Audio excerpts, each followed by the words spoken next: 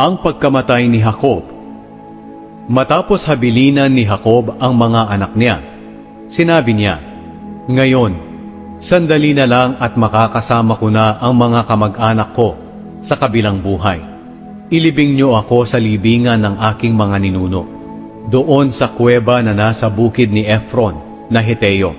Ang bukid na iyon ay nasa Makpela sa silangan ng Mamre, na sakop ng Kanaan.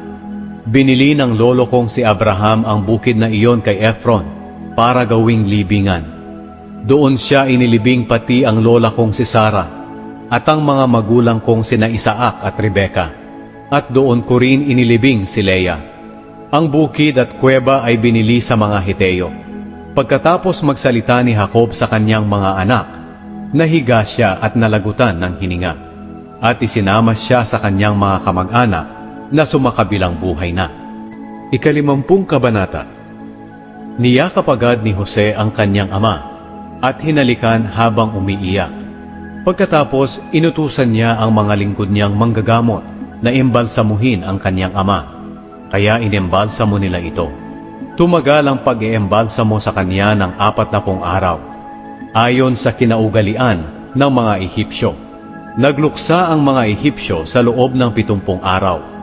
Nang matapos ang kanilang pagluluksa, sinabi ni Jose sa mga opisyal ng Faraon, "Kung maaari ay sabihin ninyo sa Faraon na pahintulutan niya akong ilibing ang aking ama sa Kanaan, sapagkat bago siya namatay, ipinasumpa niya ako na ilibing ko siya sa libingang ipinagawa niya sa Kanaan. Babalik din ako agad pagkatapos ng libing." Nang malaman ito ng Faraon, sinabi niya kay Jose, "Tuparin mo ang ipinangako mo sa iyong ama. Umalis ka at ilibing siya." Kaya umalis si Jose, kasama ang maraming opisyal ng Faraon, ang mga tagapamahala ng palasyo, at ang mga tagapamahala ng Ehipto. Kasama rin ang sambahayan ni Jose at ang sambahayan ng kanyang ama, pati ang kanyang mga kapatid. Ang naiwan sa Goshen ay ang maliliit nilang anak at ang mga hayop nila. Kasama rin nila ang mga karwahe at mga ngabayo. Talagang napakarami nila.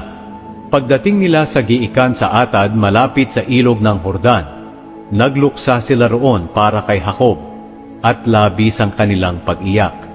Labis ang kalungkutan ni Jose sa loob ng 7 araw para sa kanyang ama. Nang makita ng mga Kananeo ang pagdadalamhati nila sa may giikan sa Atad, sinabi nila, "Labis ang pagdadalamhati ng mga Ehipsyo." Kaya ang lugar na iyon na malapit sa ilog ng Jordan ay tinawag na Abel Mizraim. Tinupad ng mga anak ni Jacob ang habilin niya sa kanila, sapagkat dinala nila ang bangkay nito sa Kanaan at inilibing sa kuweba na nasa bukid sa Makpela sa silangan ng Mamre. Binili ni Abraham ang bukid na ito kay Ephron na Heteo para gawing libingan. Pagkatapos ng libing, bumalik si Jose sa Ehipto kasama ang kanyang mga kapatid at ang lahat ng sumama sa paglilibing.